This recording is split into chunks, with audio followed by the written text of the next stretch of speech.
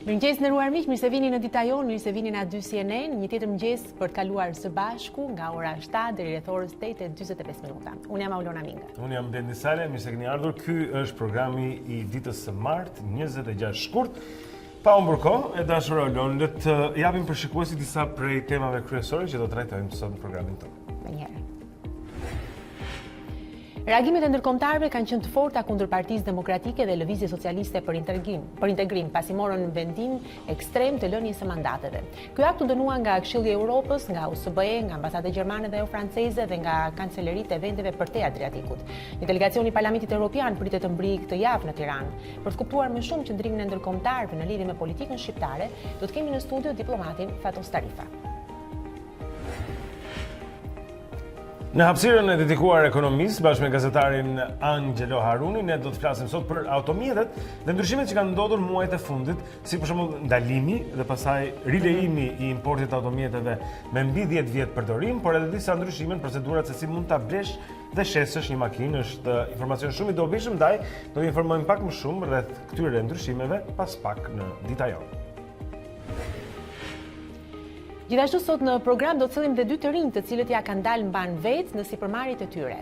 Ervini ofron shërbime informatike dhe programimi, ndërsa Etmiri menaxhon mbjelljen dhe tregtinë e produkteve ushqimore. Do t'i kemi pas pak në studio për të mësuar më shumë rreth eksperiencës së tyre. Shkëlqyshëm, duket janë tema interesante, vërtet janë kurioz edhe teleshikuesit, sepse në komunikimin që kemi u pëlqen fakti që her pas here sjellim në program pikërisht këta të rinj, të cilët ashtu ndoshta pa u ndjer, ndoshta duke filluar edhe nga pak, kanë filluar dal nga dal të kenë sukses, të ndjenjë kënaqësi. Është ajo që kemi thënë gjithmonë që mund të ankohesh vazhdimisht ose mund edhe që të çohesh edhe të bësh diçka. Ta janë ata që kanë bërë këtë të dytën, dhe kanë bërë diçka për veten e tyre. Gjithsesi, sot ne do të flasim për politikën në programin tonë, edhe për shkak se kjo është një temë serioze dhe shumë politika, njëri nga mendjet e huaja. Tani në mëngjes, titulli ishte Demokracia shqiptare në fije të perit. Për shkak të kësaj dhe nuk më pëlqeu natyrisht që të lexoj diçka të asaj natyre për Shqipërinë. Ndaj, flasim pak sot për ndërkombëtarët. Për ndërkombëtarët pikërisht mund të në faqen tonë të internetit, ose mos në Facebook dhe në Instagram, ju mund t'i përgjigjeni shumë mirë një pyetje që ne kemi dëshirë t'ju bëjmë dhe të dimë dhe opinionin tuaj. Çfarë rolin kanë ndërkombëtarët në politikën shqiptare? Pra, shpesh herë ne i mbajmë syt në politikën që bëjmë, i kemi tek ndërkombëtarët, çfarë thon ata, çfarë qëndrimi mbajnë, që më pastaj edhe këtë e shikojmë të pasqyruar edhe në politikën shqiptare për të kuptuar diçka më shumë. Kështu që aq më tepër, edhe sidomos në këtë situatë ku me sa duket ndërkombëtarët si ndoshta si asnjëherë tjetër kanë qenë tepër të drejtë për drejtë, kanë qenë tepër të vendosur në qëndrimet që kanë mbajtur, sidomos ndaj protestave të opozitës. Për këtë do të përpiqemi të kuptojmë, ndoshta lexojmë diçka edhe për te rreshtave me diplomatin Fatos Tarifa mbas pak këtu në studio. Por ju mund të përgjigjeni pranë se si e shikoni ju personalisht dhe si e gjykoni rolin e faktorëve ndërkombëtar, qoftë Bashkimi Evropian, Shtetet Bashkuara të Amerikës apo aktorë të tjerë miq dhe partnerë të Shqipërisë dhe ndërhyrjet e tyre natyrisht për mbarvajtjen, po themi, demokratike të këtij vendi. Çfarë gjykimi keni? Mund vini në faqen tonë në Facebook ose në Instagram që të na shkruani. Patjetër, në fakt kanë ardhur që tani mjaft komente, do të kemi mundësi të lexojmë gjatë emisionit. Por ndërkohë le të lidhemi pak me studion e lajmeve, ti themi mirëmëngjes pjesës tjetër të emisionit tonë, ai është Erion Dushi, i cili është në studio atje për të na dhënë të tjera informacione. Atëherë, mirëmëngjes. Erion, linja për ty atëherë. Faleminderit. Zonja dhe zotëri, mirëmëngjes, ju njoh shkurtimisht me disa prej zhvillimeve kryesore të 24 orëve të fundit. Opozita paralajmëroi diashpërsim të rezistencës së saj paralelisht me mbajtjen e protestave. Si pjesë e kësaj strategjie mund të shtohet edhe tërheqja e të zgjedhurve lokal demokrat, të mbledhur për rreth një orë në selinë e Partisë Demokratike. Basha dhe aleatët folën për koordinimin e aksionit opozitar dhe angazhimin e të gjitha strukturave në protestat e lajmëruara për çdo të enjte e për ta përmbyllur më 16 mars.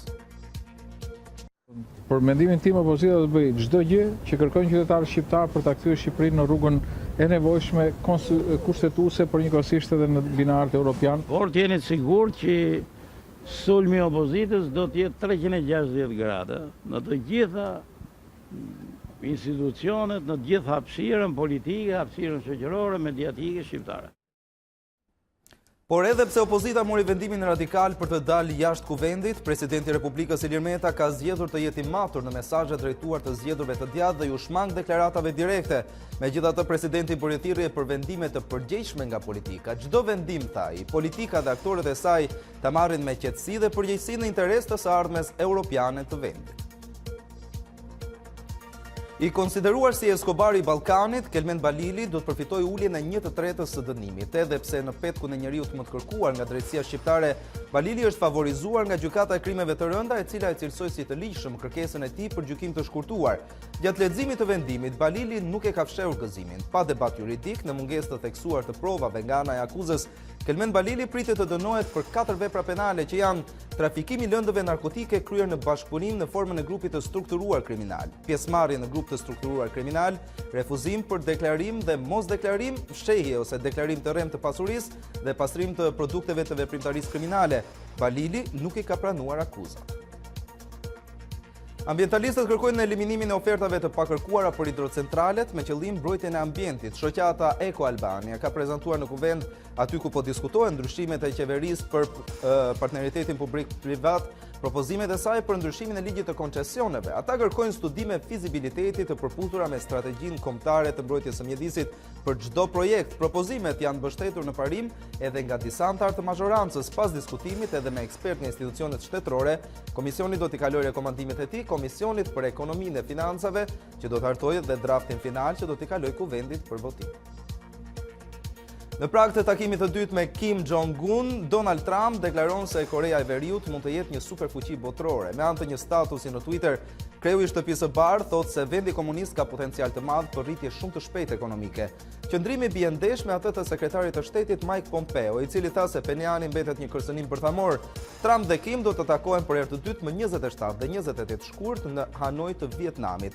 Kreu i shtëpisë së bardhë shpreson që në këtë samit palët të nënshkruajë një marrëveshje për çarmatosjen bërthamore të Koreas Komuniste, ndërsa Kim kërkon lehtësimin e sanksioneve ndërkombëtare.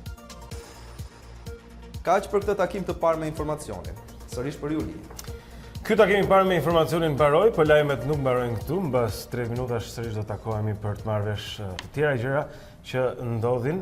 Ndaj tani do të lidhemi pak edhe me Tanja Porjan këtu për të parë se si do të jetë moti për ditën e sotme. Vërtet, e di, po mendoja duke ardhur sot në mëngjes ishte ftohtë natyrisht, por jo dukeshte sikur temperaturat po rriten paksa. Nuk ishte ai ftohti, le të themi, i para dy ditëve, mos ditën e shtunë që ishte. Ne çfarë bëjmë ne? Shërbejmë kështu se ata që tregojnë filmin para se të fillojë. Mirë, ne japim disi tona si njerëz të zakonshëm, si gjithkush që do të di. Është mirë, po le ta ndikim tani. Por natyrisht Tanja që pas mësueshme në diskutim. Në fakt, për vërtetë ato janë vetëm ndjesitë tuaja, sepse ka ditë që juve mund të duket ftohtë, por nuk është ftohtë. Sot ndjesitë tuaja nuk kanë gabuar. Temperatura ka qenë në natyrë. Po patjetër, ja të shohim si do të jetë gjatësinë së verës. Temperaturat kanë qenë 3 gradë më të larta, mesetarisht 3 gradë më të larta, megjithatë më në detaje për të gjithë shikuesit e ADC-n, mirëmëngjes edhe një herë. Sot do të vijojnë kthjellimet në të gjithë territorin shqiptar, sigurisht që do të ketë vranësia kalimtare në pjesën më të madhe të vendit, më të dukshme vranësia do të jenë gjatë pasdites kjo në zonat veriore dhe verlindore dhe më pak në pjesën tjetër të zonës malore, duke rrezikuar rishte të pakta dhe të izoluara dëbore, këto kryesisht në ekstremin verior dhe mbase edhe jashtë kufive, diku në ekstremin lindor. Temperatura, siç e tham, janë rritur me 3 gradë në orën e mëngjesit, po ashtu edhe me zgjedhje do të jetë një rritje me 3-4 gradë Celsius, duke bërë që krahasuar me një ditë më parë, dita e sotme të jetë jo aq problematike, megjithëse era do të vijojë të jetë her pas here problematike. Temperaturat sot variojnë nga -7 në zonat verilindore deri në 14 apo 15 gradë Celsius maksimumi. Në jugperëndim, po 13 deri në 14 gradë Celsius priten vlerat maksimale sot në orët e mesditës, rreth orës 1 deri në orat 2:30 në të gjithë ulëtësirën perëndimore. Ky është informacioni për këtë momentin në lidhje me territorin shqiptar. Megjithatë, po më thuaj, era pas here do të jetë problematike edhe në ditën e sotme. Ashtu siç ishte paraditjen e paradite, domethënë edhe pasdite që kemi patur më saktë Orët e parë pas ditës, her pas kemi pasur momente më të forta dhe sot pak a shumë ato kushte do të ndodhemi. Në fakt nuk e di nëse ju kujtohet ne që në fillim të muajit shkurt kemi thënë që gjatë gjithë muajit shkurt era do të jetë problematike. Gjatë shkurtit mbajni mbajtjet e kapseve ato. Koshat me kapse brenda balkonit. Çem pak tani edhe se si është situata e trafikut në kryeqytet në këto momente. Zonja Zotrin do ju ofrojmë një hartë. Kjo është çfarë Google sugjeron tani si trafiku në kryeqytet. Me të gjelbër do të shikoni rrugët ku qarkullohet lirshëm dhe këto janë, siç mund duket, dominuese për momentin. Ka pak ngadalësim tek rrethrottullimi i Shqiponjës dhe në rrugën Teodor Keko apo Unaza e Re e quajtur ndryshe. Ka gjithashtu ngadalësim tek qyteti Studenti ndërsa vjen apo del në Tiranë, edhe aty ka një rrethrotullim dhe janë fakultetet pra që mund të bëjnë që të ketë pak ngadalësim. Dhe Kino Studio zbret drejt qendrës spitalore universitare Nën Tereza ka pak ngadalësim në ato pika dhe rruga e Durrësit kur bashkohet me sheshin Skënderbej në të dyja drejtimet diçka më ngadalë. Pra në semaforët përgjithësi që janë në këto pika, por mund të themi që në këto momente Tirana është e qarkullueshme lirisht, prandaj jeni të lirë të merrni cilin drejtim dëshironi. Po. Është drejtimi panoramik të mëngjesit. Mirë, megjithatë gjithsesi do t'ju informojmë sërish, ndoshta mbas mbas një ore për të parë se si ka ndryshuar kjo hartë e lëvizjes së trafikut. Mirë, ndërkohë do të lidhemi sërish me sutën e lajmeve, kemi atje Kristin, tjetër pjesë e emisionit tonë, natyrisht edhe Kristi. Kris, mirëmëngjes. Mirëmëngjes Aulona. Mirëmëngjes. Atëherë presim të na informosh. Linja për ty. Mirëmëngjes të gjithëve, do të shohim pak se çfarë ka ndodhur ditën e djeshme sa i përket arenës ndërkombëtare. Në Serie A italiane ishte programuar të luajë ndeshja që do të mbyllte javën e 25 të kampionatit mes Lazios dhe Udinezes, por ky takim nuk u zhvillua dhe është shtyr për një datë të pacaktuar. Shkak është bërë ndeshja e lacialëve në Kupën e Italisë ndaj Milan, e cila do të luhet ditën e nesërme duke bërë të pamundur zhvillimin e dy ndeshjeve brenda 48 orëve. Lazio Udinese do të zhvillohej të dielën që lan pas, por kjo nuk u bë e mundur pasi Olimpico i Romës ju kushtua ndeshjes së rugby mes përfaqësueses italiane dhe asaj irlandeze. Ndeshja e prapambetur mund të lihet për në datën 7 mars. Ndërkohë është mbyllur në barazim 1-1 sfida e fundit e javës së 23 në Bundesligën gjermane, ajo mes Leipzig dhe Hoffenheim. Në një duel mes dy skuadrash me synim zonën Champions, barazimi ishte rezultati më i drejtë pas lojës së shfaqur.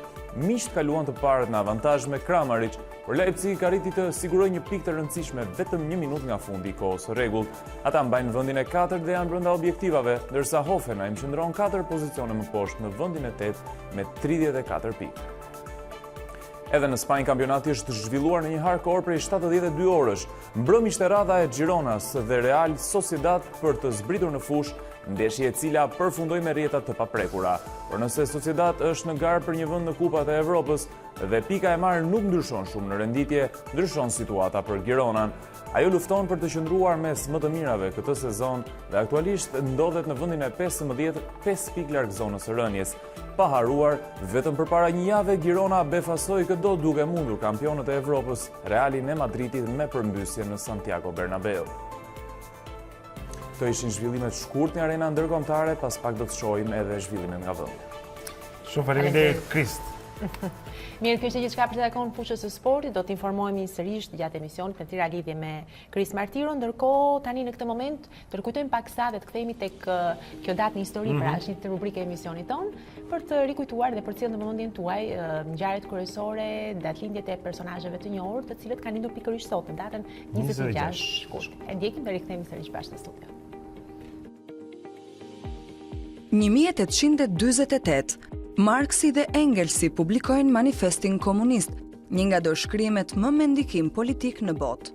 Porositur nga lidhja komuniste, manifesti shpalosi qëllimet e lidhjes, si dhe programin e saj, mbi mënyrën se si shoqëria kapitaliste asaj kohe do të zëvendësohej nga socializmi e më pas përfundimisht nga komunizmi. 1863, presidenti amerikan Abraham Lincoln firmosi aktin kombëtar të monedës, që më pas mori emrin Akti për krijimin e sistemit kombëtar bankar të Shteteve të Bashkuara. 1984, Robert Penn Warren, fituesi çmimit Pulitzer, shpallet poet laureat i SBA-s. Warren është i njohur për romanin historik All the King's Men. Ai është nderuar me çmimin Pulitzer edhe për poezitë e tij. 2012, filmi The Artist fiton 5 çmime Oscar dhe bëhet filmi i parë Bardhë e Zi, pa zë, që fiton këtë çmim që nga viti 1927. Ngjarja e filmit vendoset në Hollywood mes viteve 1927-1932.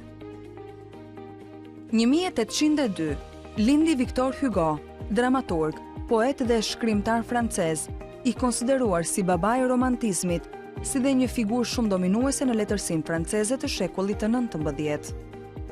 1829 lindi në Gjermani Levi Strauss, ai që krijoi blu jeanset e para në botë. 1934 lindi në Gjirokastër Saim Kokona, drejtor fotografie i kinemas shqiptare. Si operator, ai ka realizuar 30 filma artistik dhe po aq filma dokumentar në krah të regjisorëve të mëdhenj si Dimitër Anagnosti, Viktor Gjika, Piro Milkani e shumë të tjerë. 1936 lindi në Prishtinë Adem Demaçi, veprimtar i çështjes kombëtare dhe shkrimtar shqiptar nga Kosova. Në 2010 ai mori titullin Heroi i Kosovës. 1953 lindi në New Haven, Connecticut, këngëtari amerikan Michael Bolton.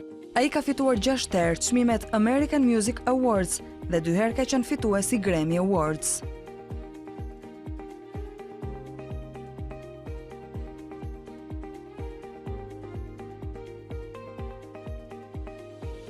Sërish së bashku, ora 7:18 minuta, jemi drejt për drejt në studion A2 CNN me Dita Jonë. Është momenti tani të informojmë se çfarë ka në qendër të vëmendjes në mediat online, pra cilat janë lajmet kryesore, duke bërë thjesht një klik edhe për të parë se çfarë pasqyrohet në top pikërisht drejt tani në këtë moment. Shikojmë? Patjetër, A2CNN.com është faqja e televizionit tonë. Po shikojmë faqen e parë të A2 CNN, ku titulli kryesor është dorëzimi i mandateve, a mund të radikalizohet më tej aksioni i opozitës. Është ky një, le të themi, një speciale e përgatitur dhe mjaft e hollësishme, pra duke analizuar gjithçka që ka të bëjë pra pikërisht me zhvillimet më të fundit në politik. Gjithashtu mund të ndiqni Rama mesazh deputetëve socialist, jo debate e replika me kolegët e arratisur.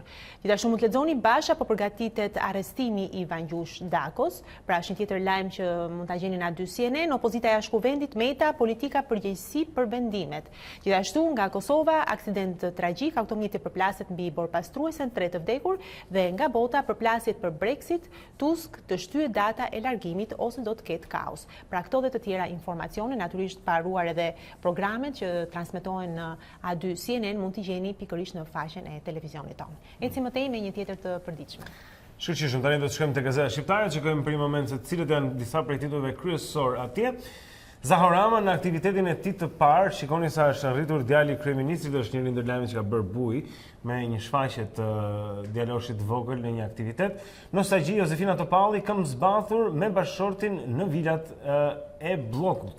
Kjo është një tjetër foto, kam përshtypjen e paparazëve të Gazetës Shqiptare që më lajm atje. Pastaj, nuk do që mandatin, a do të përjashtohet nga PD Rudina Hajdari? Është një pyetje e cila i është bërë zonjës Grida Duma gjatë një programi televiziv, për cilin ajo ka thënë se nuk është personi që do t'japi një përgjigje. U shpalli pafajshëm një prej si 72 milion lekë dëmshpërblim për Artur Zoton. Ngjarje e rëndë në Tiranë, shkëputet ashensori, plagoset një vajzë dhe burri vrau gruan dhe kunatën. Familjarët përplasen për kujdestarin e fëmijëve, si thua një tjetër pasojë e një tragjedie në kryeqytet, viktimat e cilit tani janë edhe fëmijët. Edhe një deputet i Partisë Socialiste në Durrës do të djeg mandatin e tij. Kjo është vënë në një formë pyetje te Gazeta Shqiptare dhe djega e mandateve ku vendi saktëson vakancat pranë KQZ-s. Këto janë disa prej titujve që i gjeni tek Gazeta Shqiptare sot. Ne do të shkojmë tani tek një tjetër e përditshme. Po eci më tej për të parë dhe faqen kryesore të gazetës Panorama. Zëvendës kryeministri pranon blerjen e votave, ja qytetet ku ka ndodhur më shumë. Pra është çka ka deklaruar zëvendës kryeministri Jon Braçe, ku ka pranuar në A-show në News 24 se në Shqipëri ka pasur vjedhje votash. A do të arrestohet Vangjush Dako, reagon zyrtarisht prokuroria. Pra kryei opozitës Lulzim Basha tha për mediat se po përgatitet arrestimi i bashkiaku të Durrësit Vangjush Dako. Si reagon Erion Braçe kur e prezantojnë si zëvendës kryeministër, kur më thrasin me këtë titull, natyrisht shpjegimin do të gjendet brenda duke klikuar pra. Nëse është mësuar me titullin e. Me sa duket. Po, eci më poshtë aksident në Mallakastër, makina bie në kanal, 4 të plagosur, 4 persona kanë mbetur të plagosur si pasojë një aksidenti të ndodhur mbrëmjen e djeshme pra në fshatin Fratar të Mallakastrës. Arrestimi i Dakos, deputita e PD-s, Duma tregon detajet. Gjithashtu, mund të lexoni, Rama ka marrë shqiponjën e Federatës Ruse, ja si përgjigjet historiani Pëllum Xhufi dhe mëtej skandali si drejtori dhe juristi i burgut vidhnin naftën e institucionit. Pra, këto edhe të tjera shkrimi janë pikërisht në faqen e parë të gazetës Panorama. Mirë. Shkojmë më tutje në një tjetër të përditshme për të parë cilët janë titujt kryesor, është Reporter Pikali tani në mëngjes shohim tokë në zhdukje. Ishulli Malazec kërcënohet nga mosveprimi i shtetit, tregohet për balanca delikate të natyrës që kanë ndërprer nga ndërtimet, ka vënë në rrezik ekzistencën e një ishulli ikon të Malit të Zi dhe kilometra të tërë me plazhe ranore të vendit. Tkurrja e Adës së Bunës kërcënon tashmë një ekosistem unik, pra një lajm nga mjedisi i cili vjen nga Mali i Zi, fshinjën verior. Komisioneri publik kërkon shkarkimin nga detyrat prokurores Antoneta Sevdari, gjithashtu skeda e pasurisë së deklaruar Petrit Qeno, kryetar i pezulluar i apelit të Durrësit. Vendimi i zbardur Binaj rrëzoi gjetjet e hetimit administrativ të KPK-s dhe nga rajoni. Gjithashtu, Kosova ndalon ndërtimin e hidrocentralit pas protestës së grupeve ambientaliste. Shkojmë tutje. Ecim më tej për të parë dhe për të klikuar, po, jemi pikërisht tek Monitor dhe shikojmë shkrimet kryesore të saj. Betejë për ajrin e Shqipërisë, tregu i fluturimeve është bërë më i ashpër se në vitin 2018, Italia vijon të dominojë më shumë se gjysmën e tregut. Ecim më poshtë, më të fundit nga vendi, indeksi i Bloomberg, Shqipëria ndër më të shëndetshmet në rajon, e 43-ta në rang global. Gjithashtu po falimentojnë edhe bizneset e preferuara të shqiptarëve, pra bar, kafenet, që me sa duket ato kanë qenë dhe vazhdojnë të ngelen, shtohen investimet në turizëm, projekt 700 milion euro për kompleksin turistik në Novosel. Pra këto janë të tjera lajme që mund t'i gjeni në Monitor, por gjithashtu mund të lexoni dhe shkrimet të tjera që me sa duket janë me mjaft interes në këtë të përditshme. Regjistrohet Kukës International Airport, aksioner dhe kapitali i kompanisë së re, investimet e biznesit në prona më 2017 rriten për blerje tokash dhe ulen për ndërtesa. Pra këto dhe të tjera analiza ekonomike vinë në faqen online të gazetës Monitor. Është interesante. Duke sikur ka rënë biznesi i bar kafeneve, po brasmendin nëse këto kanë qenë të regjistruara bar kafene, por realisht loto. Edhe ajo mund të jetë, e vërtet. Dikur kemi mbajtur zinim një vend në mos gaboj të parë, për sa i takon. Vetëm të parë, edhe me rënjet. Vendi i parë nuk luajnë. Tani kemi gazetën Mapo përpara, dosja 339, këto ditë priten 10 urdhër arreste, është titulli kryesor tek Mapo, e cila citon burime po i quaj konfidenciale të vetë gazetës Mapo, kur thotë se priten pra së shpejti që të ketë arrestime lidhur me këtë dosje 339, do të kujtoj se është dosja e cila përmban përgjime lidhur me blerjet mundshme të votës në Durrës. Prokuroria konfirmon, po hetohet veprimtaria e Vangjush Dakos, është një tjetër titull tek Panorama që lidhet me të njëjtën çështje. Braçe shkel urdhrin e Ramës, reagon për Bashën në programin Adi Krasës. Gjithashtu, përgjaken rrugët 3 aksidente dhe një viktim në aksidente ndryshme pra që ka ndodhur. Ta mundin si Skënderbeu Turqit, është një tjetër titull dhe shoh se ka si subjekt George Soros në shkrimin e tij dhe gjithashtu arrestimi i kryebashkiakut Duma pra Rama ka pasur edhe një, po duhet të parë së brendshme se cili është reagimi i plotë i zonjës Duma në gazetën Mapo sot në mëngjes. Shkojmë më tutje. Po, ecim më tej me një tjetër të përditshme për të parë dhe faqen kryesor të shqiptarja.com në këtë rast. Ulet numri të prekurve me grip ISHP, situata me intensitet mesatar. Pra ulet numri të prekurve me virusin e gripit, sipas të dhënave të publikuara nga Instituti i Shëndetit Publik, numri të prekurve nga virusi i gripit është 28% më i ulët se një vit më parë, ndërsa virusi që po qarkullon më së shumti është ai i tipit A. Pra, kjo është vjen si një deklaratë e Institutit të Shëndetit Publik. Gjithashtu mund të lexoni Ladi Sulo, gjyshja që ngjit malet e Shqipërisë bashkë me nipin 7 vjeçar, njeriu duhet të rrezikojë në jetë. Gjithashtu indeksi i Bloomberg, Shqipëria ndër më të shëndetshmit në rajon e 43-ta në rang global. Pra Shqipëria renditet në vendin e 43 në botë për sa i përket shëndetit, me një rritje prej 7 shkallësh krahasuar me vitin e mëparshëm, sipas edicionit 2019 indeksit të shëndetit të Bloomberg, i cili rendit 169 ekonomi sipas faktorëve që kontribuojnë në shëndetin e përgjithshëm. Të paktën një lajm i mirë për Shqipërinë se jo. Mirë. Do të shkojmë tani një tjetër media dhe secilët janë titujt aty, do të shkojmë në Kosovë për të parë titujt kryesor te koha.net. Historia e një mashtrimi në vlerë gati sa gjysmë milion eurosh është titulli kryesor te koha.net tani në mëngjes, ndërsa një tjetër është afro 30.000 raste të dyshimta me grip, pra dyshohet për grip në një mas të madhe në Kosovë, 30.000 raste. Matoshi centralet në lumbar të pejës nuk do ndërtohen, si lejon ligji.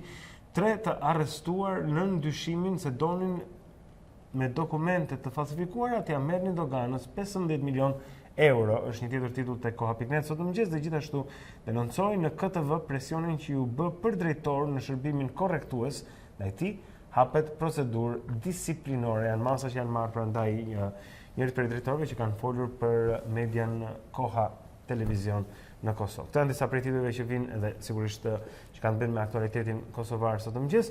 Shohim edhe faqen kryesore të CNN shumë shpejt se çfarë do të ketë këtu. Në fillim fare bëhet një analizë në krahun e majt. Pra, çfarë do të ishte një fitore për Kimin dhe CNN analizon se cilat po themi produktet e takimit të tij të dytë me Donald Trumpin, ai do të mund t'i konsideronte si një fitore nga ana e tij. Gjithashtu një titull kryesor ka të bëjë me se si mbajtësi i thesarit të Vatikanit, kardinali australian George Pell, është dënuar për të paktën 5 apo 6 raste të abuzimit seksual me fëmijët. Kjo ka qenë një tërmet i vërtet për kishën në Australi, por jo vetëm, ky është njëri ndër njerëzit më të fuqishëm në kishën katolike. Kardinali australian George Pell tani më e sigurt që do të vuaj dënimin me burg. Ka qenë një gjyq i cili është mbajtur në sekret gjatë muajit dhjetor në Australi. Gjithashtu do ja tregoja 36 orë me Talibanin, njëri ndër dokumentarët në fokus të CNN-it, mjaft interesant dhe pak më poshtë është një video shumë interesante që doja ta ndaja me ju tek faqja e CNN, tregon se si në Niagara, pra në kufirin midis Kanadas dhe Shtetet Bashkuara të Amerikës ku ndodhet edhe ujvara e famshme, era e fortë atje bën që akulli i cili ka ngrirë për shkak të ftohtit nga era fryn dhe vjen mbi rrugë, si thua ka përcen digën e ujvarës dhe derdhet në formë akulli mbi rrugë, ka bërë që edhe policia e parqeve pra që ruan në këtë vend të lërë shënime për këta udhëtuesit e ndryshëm që të kenë kujdes nga akulli në rrugë. Gjatë këtij muaji për shkak të temperaturave tepër të ulta, Niagara ngriu si rrallë herë duke u shfaqur si një mal i tërë akulli. Mjaft interesant, më thënë drejtën. Jam pamje që natyrisht krijon shqetësim për ata që ndoshta mund të kalojnë në atë rrugë, por që edhe tepër spektakolare. Fenomeni është shtyr nga era, imagjinosh vetëm forca e erës që e shtyn atë masë akullit të vi drejt trotuarve. Mirë, ishte kjo që raportohet në CNN. Besoj jemi në faqen, ishte faqja e fundit në mediat online. Në rregull, mirë, tani do t'ju lëmë në shoqërinë le të themi do të vazhdojmë të qëndrojmë tek lajmi në fakt, por lajmi në një mënyrë ardhur në një mënyrë tjetër nëpërmjet shkrepjes së fotografive, siç e bëjmë gjithmonë her pas here në emisionin ton. Pra, le të themi fotot e një dite më parë. Dhe më pas do të jemi në studio këtu për të prekur paksa temat e ekonomisë. Duam të shikojmë se çfarë ka ndryshuar në procedurat e blerjes së automjeteve dhe importi i lejuar apo i ndaluar i automjeteve të përdorura shumë interes për njerëz që varen si thua nga makinat e tyre. Po, do të jemi në studio me Angelo Arunin, pra gazetarin ekonomistë Una 2 CNN. Më pas le të ikim të foto mbreslënse dhe rikthehemi sërish së bashku.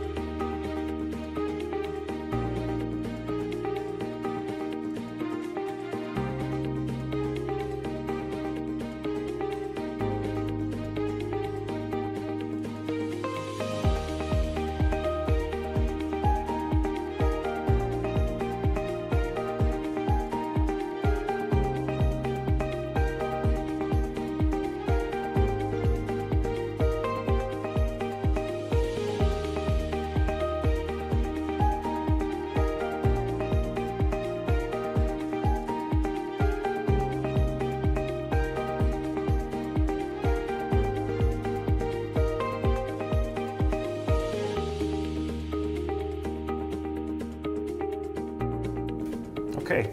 Ja kur I kthehemi edhe një herë zonë zotrinj, jeni me Dita Jonë këtu në ekranin e A2 CNN. Unë jam Blendi bashkë me Olonën çdo mëngjes me ju për t'ju sjell informacionin siç vjen edhe për ta serviruar atë në mënyrë dobishme për ju. Dhe kjo ka qenë diçka që I prek njerëzit në jetën e tyre të përditshme, pra ndryshimet lidhur me importin apo shitblerjen e automjeteve. Po, natyrisht lidhet me mjaft procedura të cilat duken që po ndryshojnë tani më në blerjen e një automjeti, një makine. Ne kemi këtu në studio si për herë Angelo Aruni, kur vjen fjala gjithmonë për temat ekonomike, ai na ndihmon në mënyrën se si I shpjegon dhe duke qenë se ka interes sidomos kjo temë, kështu që Angelo natyrisht të mirëmëngjes.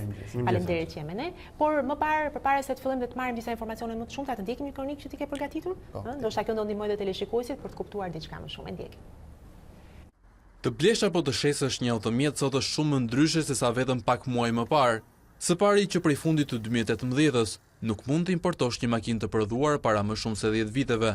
Për këtë arsye tregtarët e makinave morën masat, duke importuar plot 251 milion euro në vlerë automjetesh vitin e kaluar. Të tjera ndryshime prekin pronarët e makinave me impjant gazi, që prej disa muajsh duhet të paguajnë 30 fish për të bërë ndryshimet në lejen e qarkullimit. Çmimi I këtij shërbimi është rritur nga 700 në 18.000 lekë për shkak të kalimit tek privati. Ndërkohë një shërbim I shtohet dhe një tjetër I hiqet privatit, që prej muajit mars ndërrimi I pronësisë mund të bëhet në sportelet e drejtorisë së shërbimeve të transportit rrugor, duke eliminuar nevojën për një akt notarial. Shërbimi do të kushtoj vetëm 1400 lekë, krahasuar me të paktën 2 fishin tek noteri. Ndryshimet e tjera që prekin drejtuesit e mjeteve përfshin risit nga targat, zgjatja e afatit të lejeve të qarkullimit ndërkombëtare, tek ndalimi I xhamave të zinj, si dhe 2 tarifave të reja që pritet u shtohen karburanteve. E para ka të bëjë me dhënien me koncesion të shërbimit të markimit të karburanteve, ndërsa e dyta është një tarifë për mbajtjen e rezervave të naftës nga shteti. Ministria deklaron se kjo gjë nuk do të rrisë çmimin, por tregtarët deklarojnë të kundërtën. Jemi kështu pra së bashku, mbasi ndoqëm këto informacione, dukeshin sikur kishte shumë informacione brenda kësaj kronike, Angelo, por që gjithsesi mbas është mirë për t'i shpjeguar paksa edhe për teleshikuesit. Çfarë ka ndryshuar thelbësisht në fakt në blerjen e një makine apo qoftë edhe në pse edhe në mirëmbajtjen e një makine, sepse me sa duket ka të bëjë edhe sëmos makinat me gaz, me sa pamte në kronik, edhe aty ka ndryshime. Po gjithsesi le ta nisim nga e para. Si ne nxjerrin si rolamsa zoja zotrin, edhe një copë letër sepse ka ndryshime. Realisht duhet që realisht ka shumë ndryshime, ka ndryshuar gjithçka përveç trafikut që është I njëjtë. Fillimisht ndalimi I importit të makinave të vjetra. Çdo vit, qoftë sot është viti 2019. Nesër deri 2010 nuk mund të importosh makina para vitit 2010. Kupton, kështu që çdo 10 vjet rritet ajo mosha, rritet çmimi I makinave, rritet vlera e sa e përballueshme ato janë për gjithë njerëzit. Po kishte një rregull pra, që ishte vendosur disa muaj më parë, I cili ndalonte importin e makinave të cilat ishin mbi 10 vjet. Pra në këtë vit do t'i binte makinat prodhuara para 2009-s, po e quaj apo diçka e tillë. Sepse nuk ndryshon thelbi I gjës. Megjithatë, para disa ditësh u mësua se zonja Balluku, pra që është ministri I re atje tek Ministeri I Transportit, e ka shfuqizuar këtë vendim, që do të thotë se do të lejohen tani më që të hyjnë sërish makinat të vjetra. Dhe kjo është bërë për shkak të disa grupeve të interesit, zoti Rama shprehur që kemi marrë letra për tyre, kemi parë këto gjërat, megjithatë kam parë se ka dhe grupe ambientalistësh që thonë ky është një gabim sepse ne kthehemi në këtë mënyrë në koshin e plerave për gjithë makinat, gjithë vjeturinat e kontinentit. Faktikisht nuk mund të bësh një ndryshim kaq drastik dhe aq me pak kohë të kufizuar saç la ministria. Ishte thjesht një udhëzim, pra nuk ishte një ligj, ishte diçka që ndodhi sot për nesër. Ti ke udhëzimin e parë që ndalon udhëzimin e parit për ndalimin. Nuk mund të ndalosh tërësisht shitjen e automjeteve duke lënë thjesht 2 muaj kohë. Faktikisht tregtarët ishin përgatitur, themi drejtën për këtë ndalim dhe në arkun kohor të 6 muajve që u la hapësirë të importonin makina të vjetra, janë importuar makina sa për edhe një vit tjetër për të kishin në stok për të shitur. Sigurisht pas konsultimeve që ka pasur me grupet e interesit është vendosur ndoshta që të shtyhet kjo pjesa. Faktikisht kur mor vendimi ishte mbi bazat e ndotjes mjedisit. Duke qenë se makinat e në euro 3, euro 4 nuk është se ka një ndotje, po themi, jashtëzakonisht shumë të lartë krahasim me çfarë kemi në flotën e automjeteve që kemi më të vjetër se 20 vjet. Çështja është vetëm që në cilësinë e asaj çfarë importon, ne duke mbledhur gjëra që janë mbi 10 vjet, kjo shihet si mosha kur një makinë duhet lënë në vendet e Bashkimit Evropian dhe Do apo s'do nuk i shpëton dot fakti që ti, si thua, bësh një varreze me mjete 7 vjetra në vendin tënd. Nuk promovon pastaj, po themi, makinat elektrike apo mënyrat më inovative të udhëtuarit që do t'i shërbenin edhe mjedisit. Po gjithsesi, kjo është çështje shumë e debatuar, kam përshtypjen. Do të vazhdoj. Se do të diskutohet rreth saj. Po tjetër çfarë ndryshimesh të tjera kemi? Duke nisur që nga muaji mars, pra në vijim nuk do të ketë më nevojë për një noter për të bërë një shitblerje automjete. Të gjithë e dinim, kush ka pasur të bëjë me shitje apo blerje automjetesh, do të shkonte të paraqitej me shitjen dhe blerjen, të dy të paraqiteshin tek noteri, të merrnin regjistrin e barës siguruese që njihet si RBS-ja. Të paguanin atë shumën që varionte të dyja procedurat së bashku kushtonin diku tek 5.000 deri në 6.000 lekë të reja. Mund ta konfirmoj. 6.000 lekë të reja. Po pritse se pas ka ndryshime. Po, sot kjo procedurë bëhet në zyrat e drejtorisë përgjithshme shërbimit transportit rrugor, kur do të kushtoj vetëm 1.400 lekë të reja. Pra, përpiqet që gjitha këto barën, vërtitjet rreth rrotull ti centralizojmë në një shërbim të vetëm. Gjithashtu është lehtësi për ata që bini automjet, po themi të regjistruar në Fier, të regjistruar në Laç, të regjistruar diku tjetër, që duhet të prishtin edhe një muaj tjetër derisa të vinin dokumentet nga drejtoria rajonale. Gjithçka do të kaloj përmes drejtorisë qendrore. Kjo nuk ka të bëjë me ty natyrisht, por më falë, po se jam duke menduar për këtë. Nëse sot ti mund të shkojë dhe ta bëj blerjen e një makine apo shitjen e saj tek cili do noter, do të zgjedhësh këtë do në qytet, që janë gjithmonë hapur, do të shkon atje dhe i gjithmonë i pari. Nëse kjo do të centralizohet në një vend të vetëm ku gjithë shitjet dhe blerjet e makinave do të kalojnë nga i njëjti sportel në kryeqytet, atje në rrugën dytësore. Po me sa duket? Kjo mund të ishte një, nuk e di, po edhe formula për kolaps. Për momentin këto shërbime nuk eliminojnë njëra tjetrën, që thotë mund të shkosh në hotel gjithsesi. Mund të lejohet për momentin, nuk e dihet nëse më vonë do të kemi një vendim që do ta eliminoj tërësisht. Sepse mund të shikoj rradha, mund të shikoj domethënë kështu. Megjithatë është një tarifë e ulur apo jo? Po, është një tarifë e ulur. Aty ti je duke investuar në një makinë po themi mbi 2 milion lekë. Edhe e ke ullur një 3.000 lekë të vjetër, po do të mbash një radhë në gjatë. Shpesi asnjëherë nuk janë pak. Mirë, po përse takon makinave me gaz, sepse ta aty dëgjova në kronikë që kishte diçka të ndryshuar apo jo? Po, në këtë rast, nëse nga noteri shërbimi e kalon shtetit, në këtë rast nga shteti shërbimi e kalon privatit. Kemi atë që quhet kontrolli i automjeteve që donin të vinin në impjantin e gazit.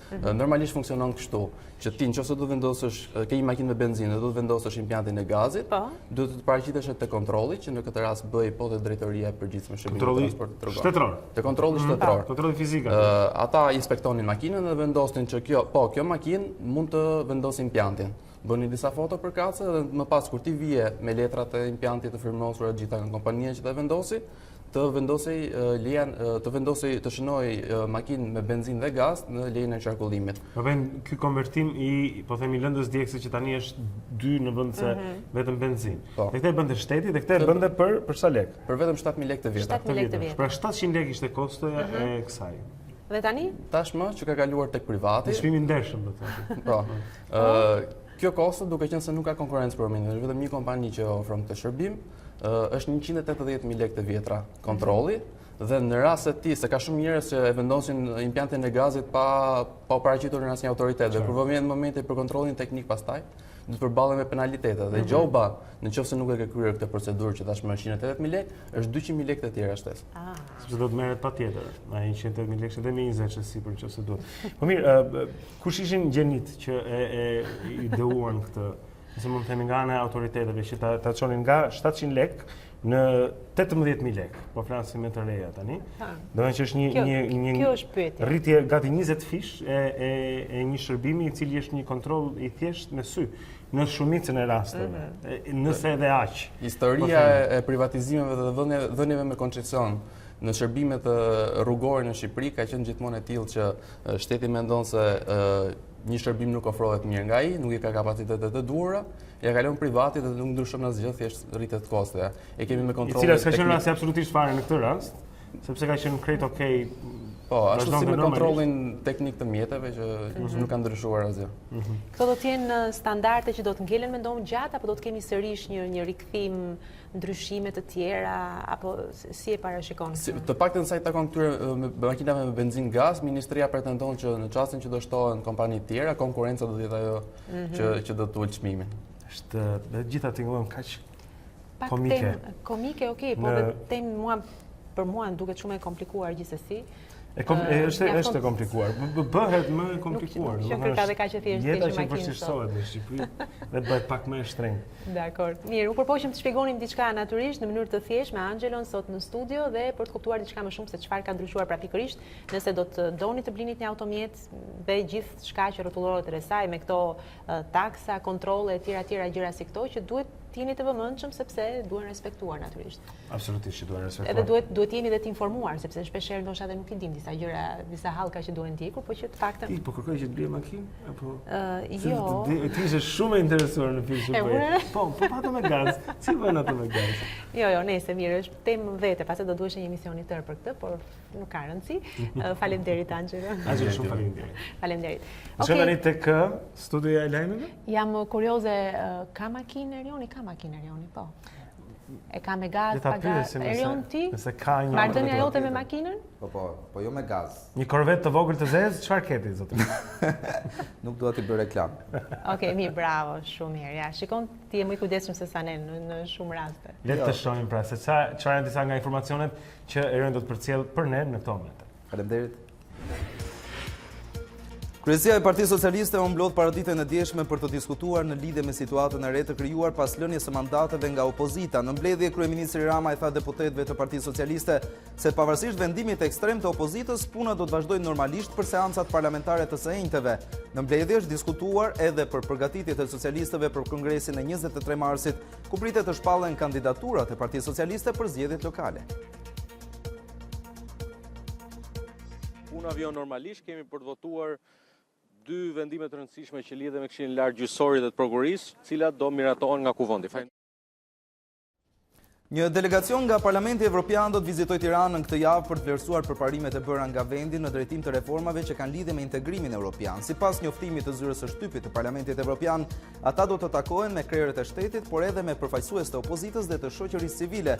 Para nisjes së vizitës, kreu i delegacionit Tune Kelam, duke ndalur tek zhvillimet e fundit politike në Shqipëri, dënoi me forcë së gjithë retorikën politike që nxit dhun ndërkohë zëdhënësja e Bashkimit Evropian Maja Koçiançiç ripërsëriti thirrjet e një jave më parë të Federica Mogherinit që opozita dhe mazhoranca qeverisëse të dialogojnë në parlament dhe të evitojnë aktet e dhunës.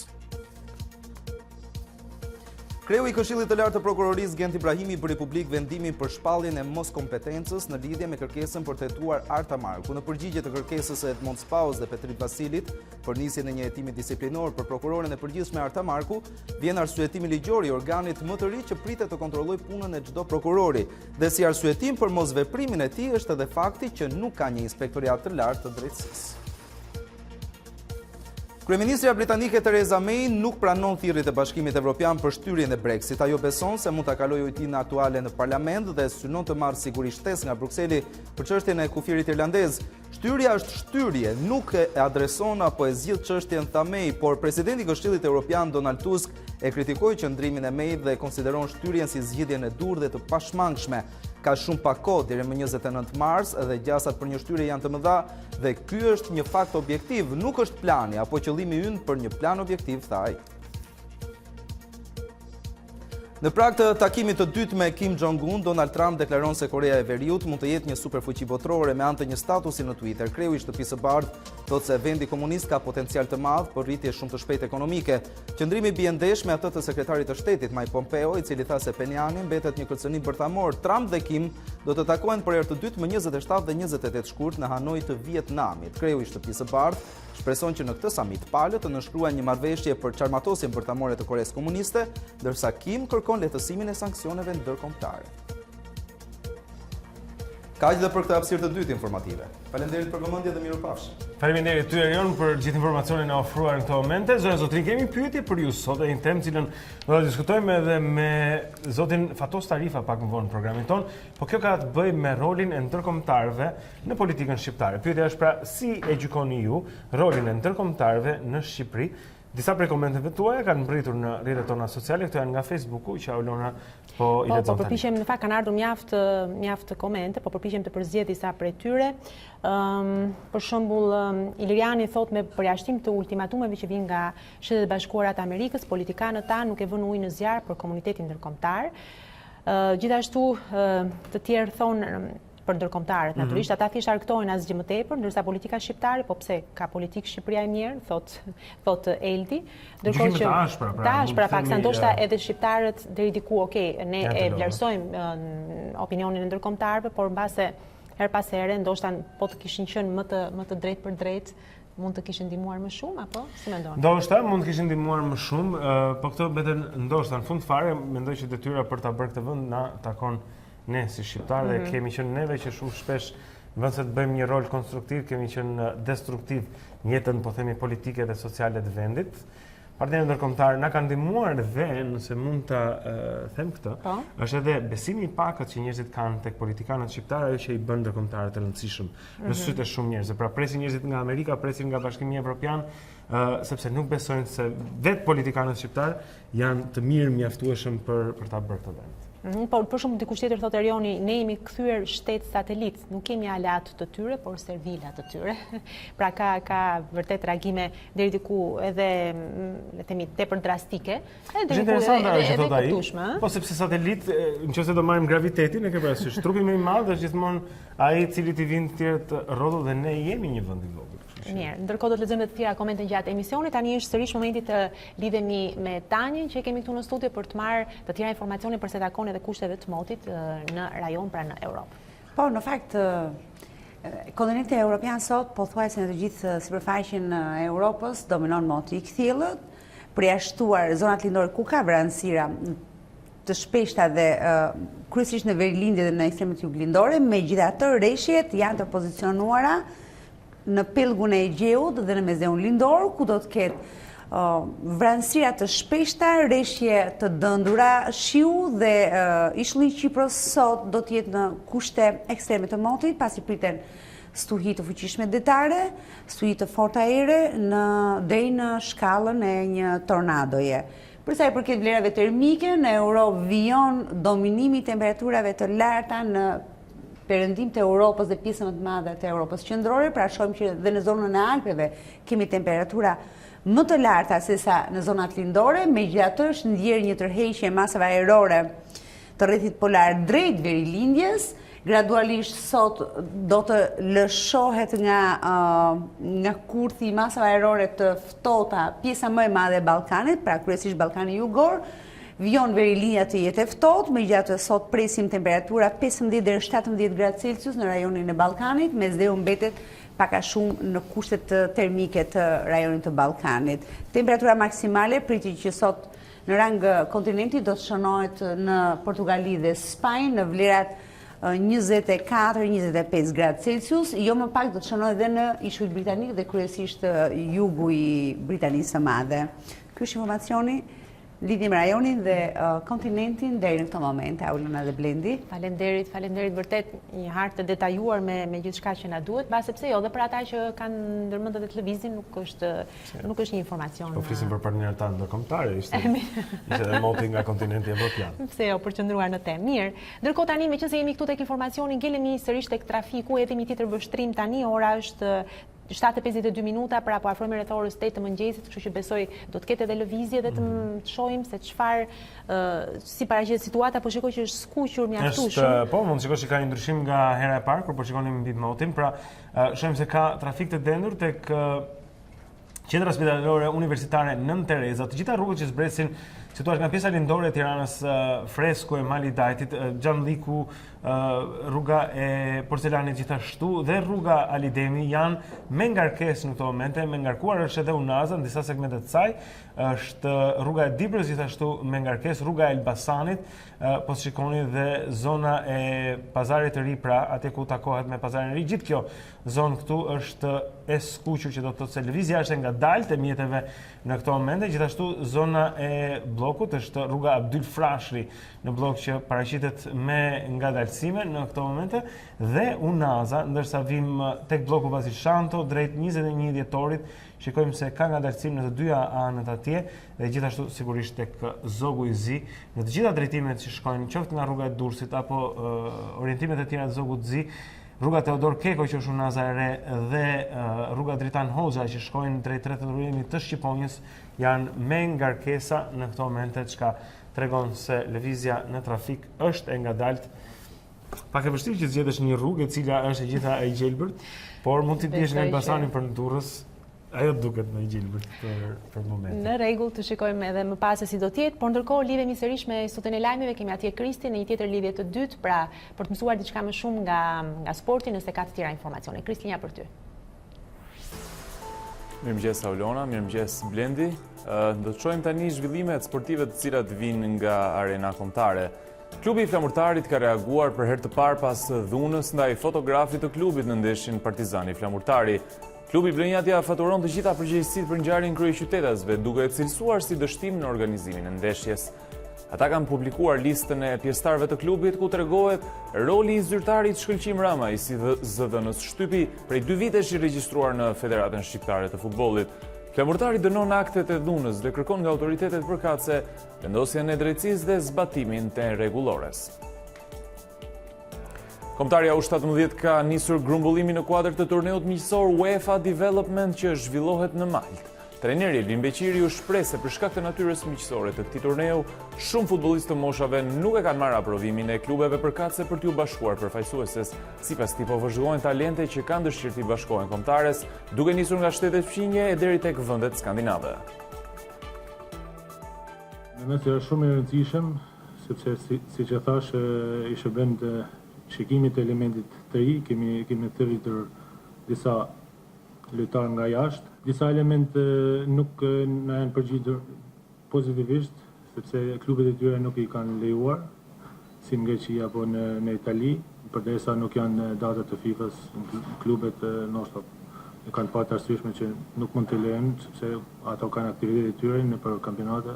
Po mundohemi nga Skandinavia të gjem lojtarë, kuptohet ka shumë shqiptar ose shqiptar nga Kosova, Maqedonia apo nga Shqipëria që kanë dëshirë të jenë pjesë e kombëtarëve. Lajme të mira për trajnerin Kristian Panucci në prag të nisjes së eliminatoreve të kampionatit evropian. Mbrojtësi i përfaqësueses përtej aktivizimit me zvicerianët e Grasshoppers ka arritur të gjejë edhe rrugën e rrjetës duke qenë vendimtar në barazimin 1-1 ndaj rivalëve të Thun. Ajeti ishte vendimtar me golin në minutën e 19 duke i dhuruar një pikë të artë të tive pas 6 humbjesh radhazi. Gjithsesi, Grasshoppers mbeten në vendin e fundit, ndërkohë që lufta për të mbijetuar këtë sezon për ta është më se e vështirë. Mirë, këtu kemi ardhur në fund edhe të kësaj hapësire sportive, linja për ju në studion qendrore. Faleminderit. Ja që marrëm dhe këto të fundit nga Monti, kështu që jemi nga tani. Sporti. E di unë e këmëndin të Monti ti naturisht. Pse mos ta kem. Po, e di. Shumë. Do të keni këtu në studio të ftuar mbas pak zotin Fatos Tarifa për të folur mbi rolin e ndërkombëtarëve dhe marrëdhënien e komplikuar ndonjëherë që politika shqiptare ka me ta, që do të jetë vetëm në pak minuta. Po, rredi një tjetër vështrim kalendarit pra çfarë ka ndodhur në këtë datë në histori dhe më pas rikthehemi në studio praktikisht me zotin Fatos Tarifa. Qëndroni këtu. 1848, Marksi dhe Engelsi publikojnë Manifestin Komunist, një nga dorëshkrimet më me ndikim politik në botë. Porositur nga lidhja komuniste, manifesti shpalosi qëllimet e lidhjes, si dhe programin e saj, mbi mënyrën se si shoqëria kapitaliste asaj kohe do të zëvendësohej nga socializmi e më pas përfundimisht nga komunizmi. 1863, presidenti amerikan Abraham Lincoln firmosi aktin kombëtar të monedës, që më pas mori emrin Akti për krijimin e sistemit kombëtar bankar të Shteteve të Bashkuara. 1984, Robert Penn Warren, fituesi çmimit Pulitzer, shpallet poet laureat i SBA-s. Warren është i njohur për romanin historik All the King's Men. Ai është nderuar me çmimin Pulitzer edhe për poezitë e tij. 2012, filmi The Artist fiton 5 çmime Oscar dhe bëhet filmi i parë bardhëzi pa zë, që fiton këtë çmim që nga viti 1927. Ngjarja e filmit vendoset në Hollywood mes viteve 1927-1932. 1802, lindi Victor Hugo, dramaturg, poet dhe shkrimtar francez, i konsideruar si babai i romantizmit, si dhe një figurë shumë dominuese në letërsinë franceze të shekullit të 19. 1829 lindi në Gjermani Levi Strauss, ai që krijoi blu jeanset e para në botë.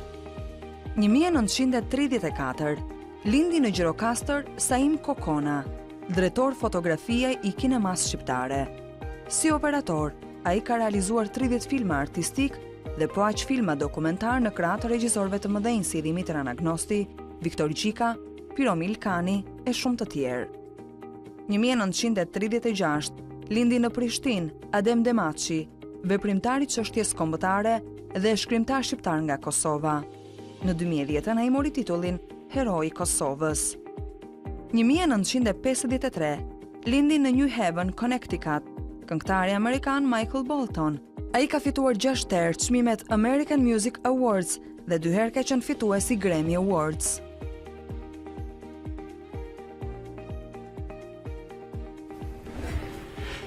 Okej, ja kur i kthehemi edhe një herë pra, pas këtyre ngjarjeve të datës 26 shkurt ndër vite, kemi këtu në studio diplomatin Fatos Tarifa, ambasador, mirë se keni ardhur. Faleminderit me ne.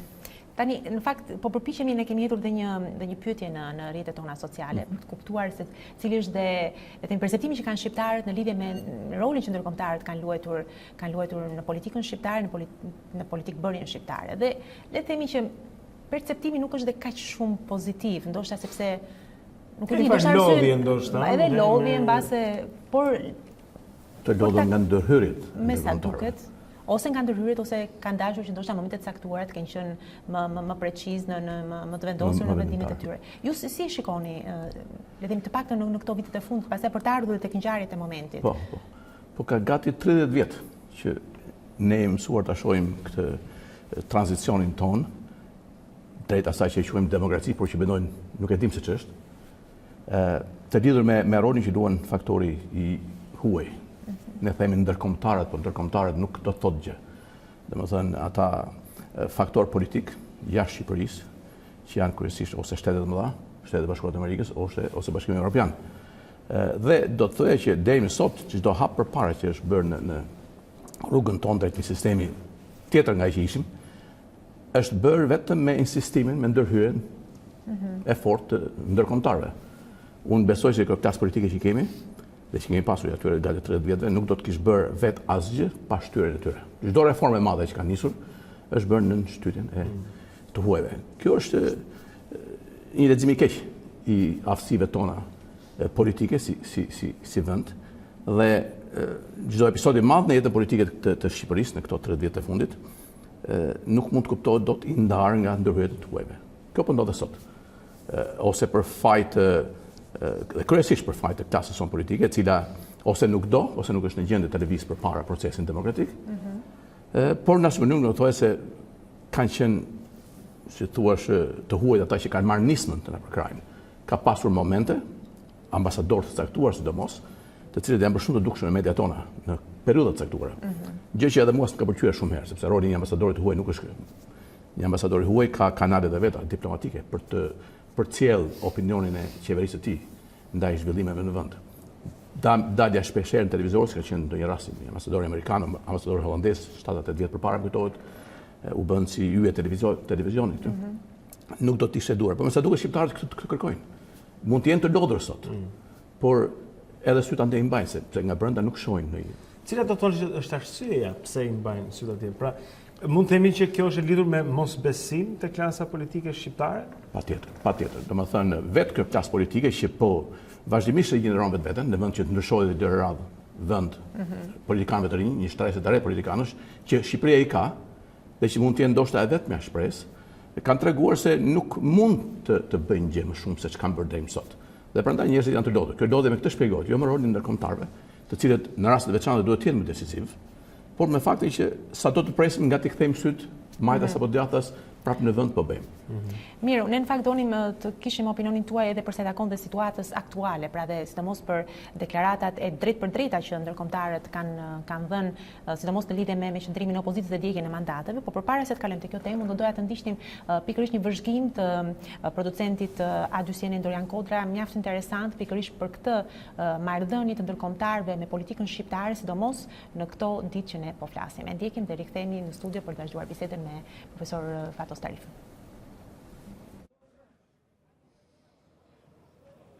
Kur i duhet t'i bëjmë presion opozitës, në Shqipëri ndërkombëtarët nuk shfaqin ndonjëherë komplekse.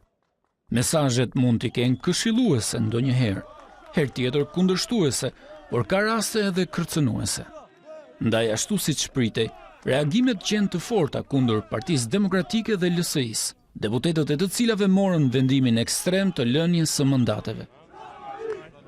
I drejt për drejt që Amerikani Matthew Palmer, kur i telefonoi Lulzim Bashës dhe Monika Kryemadhit për t'i kërkuar të tërhiqeshin nga dorëzimi i mandateve, sepse kjo do të dëmtonte përpjekjet për reforma dhe do të dëmtonte një institucion të rëndësishëm të demokracisë. Madje më herët ambasada amerikane i nxiti deputetët e opozitës të dilnin kundër propozimit të Lulzim Bashës dhe të refuzonin thirrjet për të braktisur mandatet.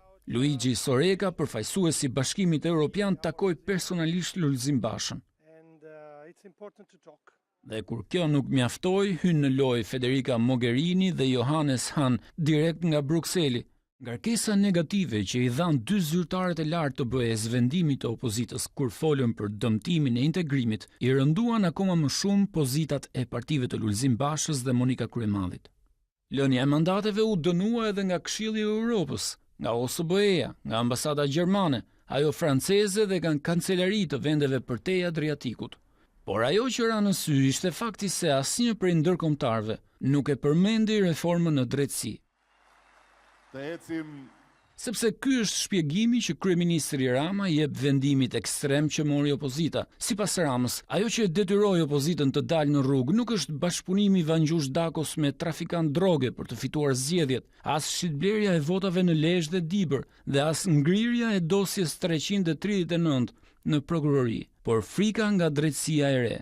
E din gjithë shqiptarët që drejtësia e re ka disa punë me ta. Kështu që thot, më mirë po i iki fare betejës se sa të futen betej dhe të dali humbur. Në fakt, kjo frikë e politikanëve nga drejtësia e re ka qenë refren i preferuar i ndërkombëtarëve vitet e fundit, por njësoj si amerikanët, ashtu dhe europianët, nuk e kanë përfshirë kësaj radhe në asnjë nga deklaratat e tyre zyrtare, që opozitën shqiptare nuk e kursejnë në asnjë rresht. Pra ky ishte materiali i përgatitur. Duhet sikur ka një reagim në blok, pothuajse të kancelarive, qoftë për ato organizatave si OSBE-ja, Këshilli i Evropës, po edhe Bashkimi Evropian, amerikanët. Në blok dhe duket që është një qëndrim në unison, janë të gjithë të një mendje. Janë të një mendje sepse këtu bëhet fjalë për lojën edhe rregullat e lojës demokratike. Ajo çfarë po ndodh në Shqipëri, që është një periudhë, është një situatë kaotike, do të thojë, krejt kaotike, nuk dihet ç'do të ndodhë nesër, edhe absurde, sepse ne pretendojmë të krijojmë një sistem demokratik dhe si të tillë, si një vend demokratik, duam të antarësohemi në Bashkimin Evropian, kur në fakt thyejmë rregullat e lojës, të cilat janë të qarta dhe perëndimi i një prej 200 vjetësh tani. Garë elektorale, partitë kontestojnë njëra tjetrën, kush fiton bën qeverinë, në mënyrë periodike, sipas vullnetit të zgjedhësve, ata ndrojnë në qeveri. Ne kërkojmë të ndryshojmë rregullat e lojës. Të sillet në qeveri një parti që nuk ka fituar zgjedhjet, pa pritur të vijë periudha 4 vjeçare siç thon. Perëndimi këtë lojë do të shoh tek ne. Nuk është se, domethënë, i qanë syri për Shqipërinë, do një vend të stabilizuar dhe një vend që siç ka 30 vjet që ka hyrë në një proces demokratizimi, ta përfundojë këtë proces, i cili kur nuk merr fund në fakt. Por kjo është një gjë pa kuptim për mendimin tim, në atë insert që ju thatë vot këtu, natyrisht nuk përmendet reforma zgjedhore, sepse ajo është jashtë i procesit. Unë do të thoja, edhe pse kryeministri deklaron kjo është arsye pse ata në mandatet, perëndimorët nuk kanë pse zë në gojë, është një reformë që i shërben reformën drejtësi. Reformën drejtësi, patjetër. Arsyet e tjera, është një padurim për të ardhur në pushtet. Se cilat do të jetë rrugdalja nga kjo është vështirë ta thuash, dhe çfarë ndodh nesër.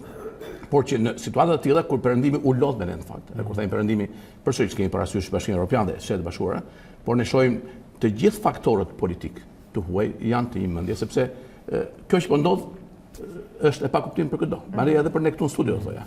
Pse duhet të ndodhë? Qartë. Në fakt ka patur ky reagim blok, le të themi, sidomos erdhi mbas digjes së mandateve. Përse, nëse mund të përdor një term në thonjza, përse i dogji kaq shumë ndërkombëtarëve pikërisht digja e mandateve dhe pam këtë reagim kështu in blok ndaj opozitës. Madje pritet edhe nga Parlamenti Evropian të vinë këtë javë dhe të besoj me siguri për të diskutuar kësaj teme. I dogji sepse digja e mandateve do të thotë që e bën ilegjitim parlamentin ekzistues, po jo për arsyet që thon disa përfaqësues të opozitës, dëgjoja pak më parë që një prej tyre me dy thoshte ky parlament është ilegjitim sepse kështu e komenton dhe mediat ndërkombëtare. Ky është një arsye absurde. Djegja e mandateve, do më thënë, vendet bosh në parlament pa opozit e bën atë parlament jo funksional. Kjo është arsyeja që të funksionojë demokracia duhet të ndiqen ato rregulla loje që janë përcaktuar me kohë, jo nga ne, po nga etrit e demokracisë. Nuk mund të ketë lojë me një ekip në fushë. Duhet patjetër ekipi. Po Partia Demokratike mund të argumentojë thotë që faktet që paraqiten në dosjen 339 nuk ishin bërë me dije kur ne ram dakord të njohim zgjedhjet, dhe tani jemi para provave të reja se ka pasur implikim, pra ne ju zum bes juve, por na dolët gënjeshtar dhe e keni bler votat, prandaj themi që çfarë thamë atëherë nuk qëndron më. Qartë. Dhe jemi në një situatë re ku ata thonë rruga më e mirë për ta shpëtuar demokracinë është që të dalin fare nga parlamenti. Po kjo është një rrugë që nuk të çon gjykund. Kjo rrugë mund të çojë ose në protesta, të cilat mund të qëndrohen të dhunshme sepse janë pa kontrolluara, e kjo ka ndodhur edhe kohët e fundit, ose në zgjedhje të reja. Domethënë, për mendimin tim personal, në një situatë të tillë, edhe pse kryeministri thotë duhet të vazhdojmë punën e qeverisë, punën e parlamentit, të kalojnë ligje që janë ligje me shumicë të thjeshtë ose të përcaktuar, 84 vota nduese ende janë atje, 84 fajsues. Unë mendoj se në kushte të tilla kur opozita është larguar dhe nuk është më pjesë e vendimmarrjes, do të ishte mirë të shpalleshin zgjedhjet të reja, të jashtëzakonshme. Unë jam dakord me ju. Nuk ka mënyrë tjetër për të dalë nga kjo krizë. Është një situatë krize, nuk mund të pretendojmë se nuk po ndodh asgjë, ka kaos. Është një situatë krize dhe vetmja rrugë është shpallja e zgjedhjeve të reja, që këtë mund ta bëjë kryeministri. Dhe unë besoj se përsëri fiton në një situatë të tillë. Nuk mund të pretendosh si opozita që zgjedhje, po jo me këtë qeveri. Një qeveri do të jetë me. Është edhe ky implikim tjetër. Patjetër, kjo e bën dhe më absurde situatën. Duam zgjedhje, po jo me këtë qeveri. Me cilin qeveri? Një qeveri duhet krijuar. Një qeveri duhet miratuar në parlament. Parlamenti që është nuk mund të miratojë asnjë qeveri. Prandaj le të shpallen zgjedhjet parakoshme, ku do ndodh në botë kjo. Ku e kërkon opozita ose kur një kryeminist kërkon vot besim të ri. Dhe të shkojmë në zgjedhje. Kush fiton le të vazhdojë pastaj qeverisë normalisht.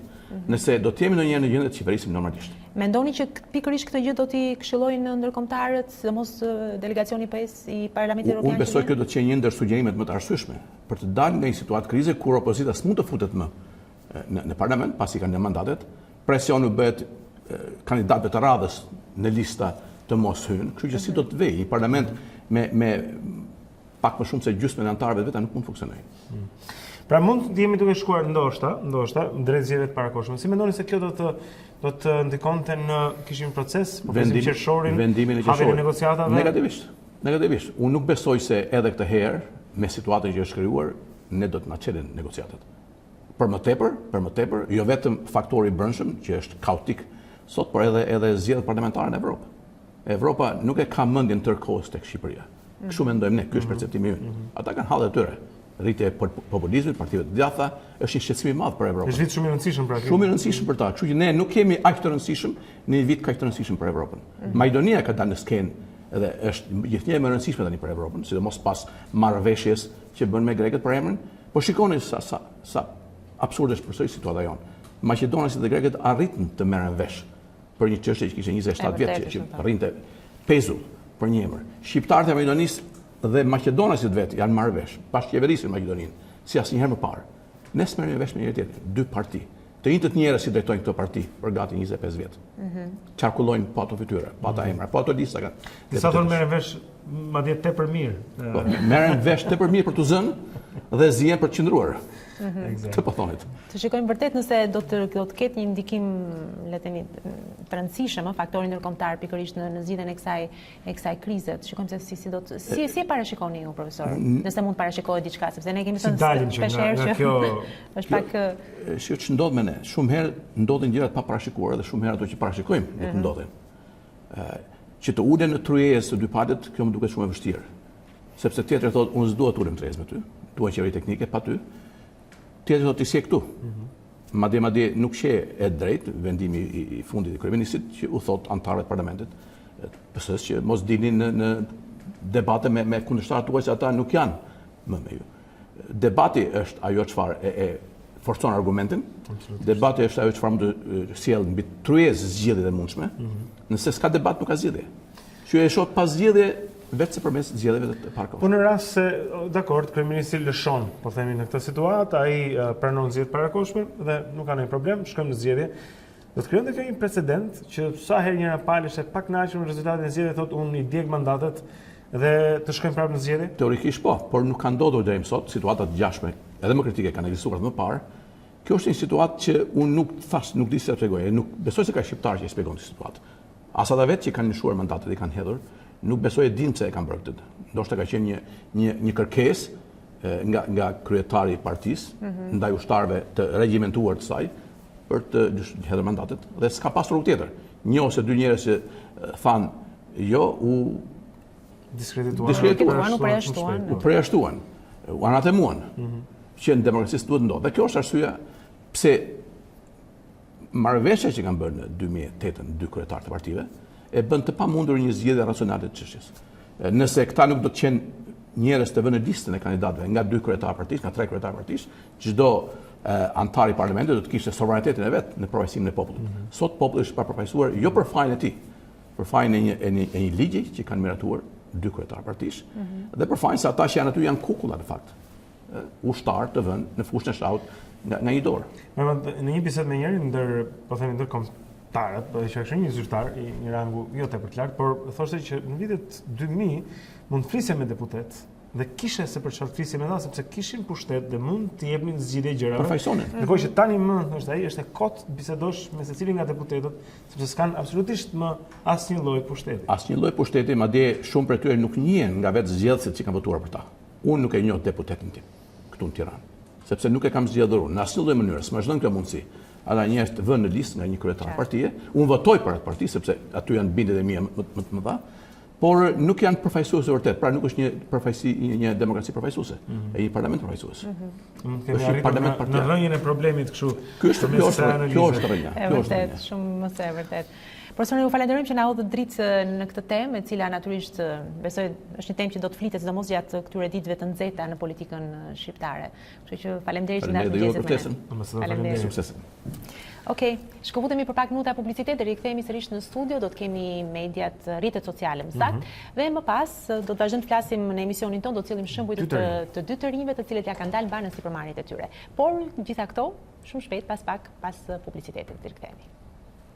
Këtyre edhe njëherë këtu në Dita Jonë në 2 CNN, zotrin tani do të flasim pak për mediat sociale, të shikojmë se çfarë ka në rrjetet sociale që është interesante, që krijon lajm, Erion Dushi shtu me ne, për të na prezantuar disa prej të zgjedhurave, po e quaj. Patjetër. Mirë se u gjej të dyve. Mediat sociale në fundit nuk janë asgjë, është vetëm reagimi i drejt për drejt dhe menjëhershëm i atyre që dalin në median e gjerë apo njoftimeve, vendimeve të gjykatave, protestave të ndryshme që mund të zhvillohen në kryeqytet apo edhe në rretha, dhe menjëhershëm është edhe opinioni i të gjithë pjesës tjetër që nuk dëshiron të jetë pjesë e medias vizive dhe të dalë edhe të prononcohet. I tillë është rasti i ish kryeministrit Sali Berisha, jo më larg se ditën e dieshme, është dhënë vendimi për uljen e dënimit me 1/3 për sa i përket Kelmend Balilit edhe dënimit të tij i njohur ndryshe si Escobari i Ballkanit për lidhjet me narkotrafikun, i e njohur kauza nëpërmjet shtetit grek dhe hulumtimeve që është bërë prej andej. Nëpërmjet një statusi në rrjetin social Facebook, ish kryeministri shkruan se sot, siç është njoftuar, premtuar dhe parashikuar, kreu e Escobari, referohet kështu kryeministrit, fali për dënimin e rëndë që meritonte Escobarin e Ballkanit. Shkaqet janë, sipas ish kryeministrit, thesaret e Balilit, videot me orgji të regjistruara në Santa Quaranta të vetë Escobarit dhe narkoqeveritarëve të tij, dhe dy sjellja e mirë 2 vite në arrati Escobarit, çka detyroi Escobarin t'i njohë 1 vit arrati për 3 vite burg dhe t'i rezervoi gjykimin e shkurtuar. Sipas ish kryeministrit, kjo është rënja e sistemit të drejtësisë, ashtu sikurse edhe gjithë atyre që besojnë tek drejtësia, dhe në fund e mbyll së fundmi radhën e gjykimit të shkurtuar e ka tani Aldo Bare, një eksponent i njohur i mafjes shqiptare që nga ish kryeministri është përmendur kaq shumë kohët e fundit. Do kalojmë tek një tjetër lajm i ditës së dieshme. Nëse ke gjë për komentuar. Escobari, fjala Escobari. Vetëm që me mirë kishte qenë Escobari. Jo, sepse aty do ndryshonte kauza, pastaj do donte pa kolon zanore. Kështu që meqense Lady Gaga e mori tani me Oscarin e saj, nuk duhet i hyjmë më së.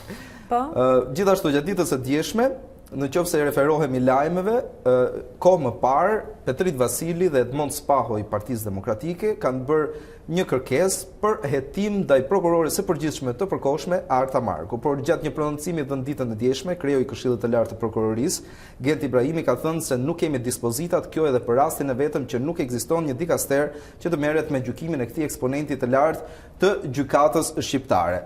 Nëpërmjet një reagimi pastaj të menjëhershëm, Petrit Vasili, njëri ndër denoncuesit e rastit, ka qenë ai që ka shkruar ndër të tjera se alibia ishte se kushtetuta nuk ka parashikuar asgjë për periudhën kur inspektori i lartë i drejtësisë nuk ekziston. Ky është inspektoriati që i mungon drejtësisë shqiptare për momentin në mënyrë që të merret me ulëmtimin, por edhe hetimin e hollësishëm të çdo njërit prej eksponentëve të drejtësisë. Çalli i madh e shtyn KLP-n, thotë zoti Vasili, që t'jap mesazhin e pandëshkueshmërisë. Thelbi i gjithë reformës së drejtësisë ishte shembja e pandëshkueshmërisë, e cila mbante në këmbë korporatizimin aq të rrezikshëm që deformoi sistemin e drejtësisë dhe që rrënoi masivisht besimin e qytetarëve. Për ta mbyllur, ai sjell edhe vetë vendimin e Këshillit të Lartë të Prokurorisë në lidhje me këtë gjë, edhe përgjigjen që ata zyrtarisht i kanë dhënë këtyre dy eksponentëve të opozitës për sa i takon kërkesës së në lajmet pak më herët. Po, ju a përmenda pak aty. Gent Ibrahimi pra nga kremi. Gent Ibrahimi. Do kalojmë tani tek një tjetër eksponent, jo për rastin e zonjës Arta Marku, por dje Edmond Spaho ka dashur të japë një përgjigje thirrjeve të vazhdueshme që vijnë nga ndërkombëtarët për dorëzimin e mandatit të opozitës. Jo më larg se dje Maja Koçiançiç ka kërkuar që opozita të rikthehet aty ku takon vendi, mos të merret me dorëzimin e mandateve, por të kthehet dhe të dialogojnë në parlament ku të dy mazhorancë dhe opozitë të ndërtojnë të ardhmen e vendit, aq më tepër që vendi ndodhet në një pikë kritike për sa i takon çështjes së integrimit në Bashkimin Evropian. Por këtu ndërhyn zoti Spaho dhe thot Maja, Bullgaria nuk është Shqipëri, duke u referuar deklaratave të saj edhe për opozitën bullgare. Shqiptarët janë qytetarë të klasës së dytë, madje për të opozita shqiptare është si ISIS, pavarësisht se kërkon që qeveria dhe krimi organizuar të mos jenë grusht bashkuar për të vjedhur zgjedhjet. Bravo Maja, është reagimi kështu i Edmond Spahos për t'i dhënë një përgjigje që tani më opozita ndihet e frustruar nga të gjithë këto shigjeta, akuzash që vijnë nga ndërkombëtarët për vendimin e tyre që sikur se thon ata, ne jemi të detyruar pasi kauzë më të madhe se shitblerja e votës nuk mund të ekzistojë për një parti opozitare dhe aq më tepër për një klasë politike në një vend sikur se është Shqipëria në zhvillim. Do e lëm pas edhe këtë çështje. E mbyllim me reagimet, edhe me të gjitha, do shkojmë tek denoncimet. Kjo është rubrika e re e mediave sociale që e gjem gjerësisht të shtjelluar në profilin zyrtar në Facebook të ish-kryeministrit Sali Berisha, i cili nëpërmjet denoncuesit digjital të tij ka sjellë gjatë ditës së djeshme, ju e dini besoj, faktin e moratoriumit për prerjen e pyjeve, i njohur gjerësisht. Por një denoncues nëpërmjet profilit të zotit Berisha shkruan: sot në Librazh, duke u referuar ditës së djeshme, shoku Taulan, duke u referuar pikërisht Taulan Ballës, njëri ndër personat më të njohur në Partinë Socialiste, njëkohësisht edhe kreu i grupit parlamentar. Këtij i thon moratorium, shkruan ish-kryeministri. Ligji për narkoqeveritarët e kakistokracisë vazhdon me fjalët e tij të shpikura, nuk ekziston. Ky ishte denoncimi. Tani do kalojmë tek qokat qeveritare. Njëra ma. Kemi presidentin e Republikës. Kemi presidentin e Republikës tani më, Ilir Meta. Ju lutem të kalojmë edhe këtë reagimin sepse ja ku jemi, po. Gjatë ditës së djeshme, presidenti ka pritur njërin nga eksponentët më të rëndësishëm të Vatikanit në Shqipëri për një celebrim, inaugurimin e një spitali që u bë në Tiranë. Kundër të tjera shkruan kënaqësi të mirëpresë në Tiranë sekretarin e Shtetit të Vatikanit, kardinalin Pietro Parolin.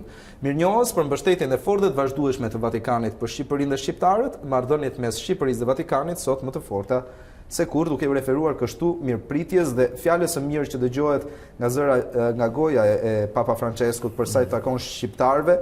Kjo jo vetëm për tolerancë fetare, por edhe si popull, duke thënë kështu gjithmonë që ne jemi pasardhës të Giorgio Castriotit, sikurse i referohet ai. E për ta mbyllur tek qokat, tek vizitat jashtë vendit tani më, është ai dhe i vetmi. Gjani në profil zoti Meta dhe kardinali ai shumë sa. Po, i mungonte vetëm skufja si. Duhet tamam si një kardinal. Prit. Tani do shkojmë jashtë vendit. Është pikërisht Nardoka, i cili është takuar me personin që do më shumë të huajt, Matteo Salvini. Jemi me rubrikën e ke myt. Fiks. Dhe në këtë foto mund të kuptojmë shumë çka, ndërkohë që shqiptarët nëpërmjet statuseve të tyre në rrjetet sociale e kritikojnë këtë person, tani më zëvendës kryeministër, shumë i rrep ndaj emigrantëve politikët për të huajt në Itali, ku ta di unë, është pikërisht Nardoka që nëpërmjet kësaj fotoje thot shumë. Dhe te kjo foto është edhe ky reagim këtu. Ku dikush i shkruan Rahim Murataj. Dy herë për ta theksuar. Qenka duke marrë ministër të shëndetësisë. Pra që të shkojë në Itali, sepse ka mbajtur të detyrë dikur këtu. Pikërisht i kthem përgjigje sepse është shumë popullor kështu dhe nuk i lë as kujt pa i kthyer përgjigje. Zoti Nardoka shkruan nuk ka nevojë. Salvini, por kur kam qenë unë ministër, thot, kam nënshkruar 3 marrëveshje me Italinë, për kurimin e të gjithë fëmijëve deri më 14 vjeç në Itali, si dhe për rrjetin e spitaleve të Shtetit të Vatikanit. Këto kontakte, thot Ndoka, ndihmojnë vendin tonë dhe qytetarët shqiptar. Unë ndihem mirë kur kujtoj të plagosurit e Gërdecit, referuar Gërdecit, që u kuruan 23 prej tyre në Itali, pas një pagesë nga familjarët, si dhe 10 të tjerë të kuruar në spitalet e Vatikanit. Mirë. Dhe për ta mbyllur rrjetet sociale, le të ndryshojmë komplet temën, të lëmë jashtë politikanët edhe bëmat e tyre, do referohemi pak Oscarit. Dhe ajo që bëri xhiron e botës gjatë ditës të djeshme ishte performanca e Lady Gagës dhe Bradley Cooper, por përmbyllja e kësaj performance është pikërisht kjo video që mund ta shohim tani. Po besoj edhe me zë. Patjetër besoj se duhet. Ishte vërtet.